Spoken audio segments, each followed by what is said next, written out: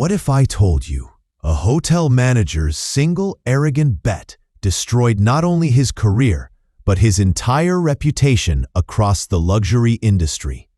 This is the story of a woman who was underestimated, humiliated in public, and yet turned the tables so brilliantly that everyone watching that day learned a lesson they would never forget. The year was 2024. The Imperial Crown Hotel in London was famous for its exclusivity. Polished marble floors, chandeliers dripping with light, and a staff trained to treat only the wealthiest guests with a smile. But that smile vanished the moment Aisha Malik, a 35-year-old business consultant from New York, stepped into the lobby. She had traveled across the Atlantic for meetings, yet here, in one of the world's most sophisticated hotels, she wasn't even being acknowledged. White guests who arrived after her were quickly checked in. Aisha? She was deliberately ignored.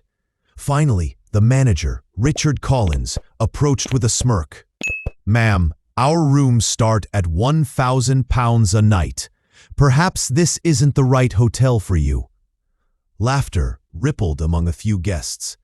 But Aisha, she didn't flinch. Richard leaned in, his voice loud enough for everyone to hear. "You know what? Let's make this fun.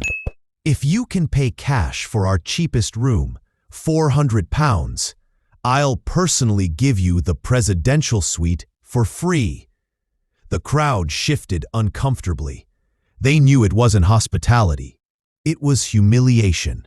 But Aisha simply smiled. £400 in cash? Done. She opened her purse, removed a perfectly sealed envelope, and placed it on the counter. "Here's the money, and here's my ID." Richard picked it up and froze. Aisha Malik, CEO of Malik Global Consulting. Around them, whispers spread like wildfire. Malik Consulting? They advise Fortune 500 companies.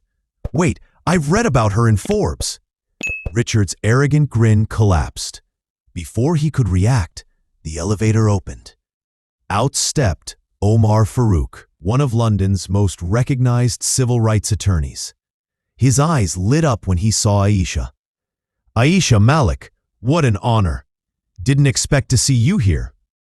They hugged like old friends. And suddenly, Richard realized he hadn't just insulted a guest. He had humiliated a CEO with powerful allies watching. More eyes were on him now. Guests muttered words like unprofessional and disgraceful.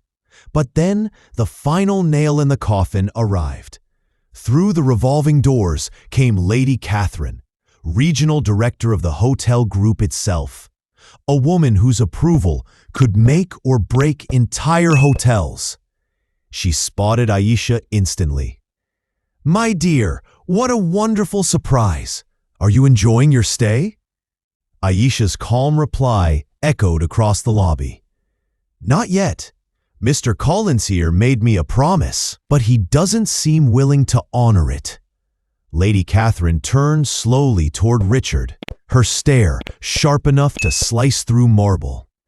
"Mr. Collins, is this true?"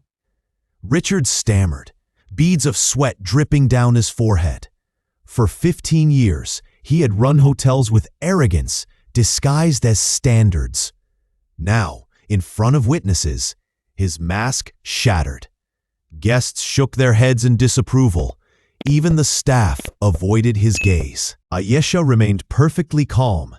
"I will take the presidential suite as agreed, but let's be clear. This isn't about me. This is about how many people are treated like this every single day. People who don't have the platform or resources to fight back."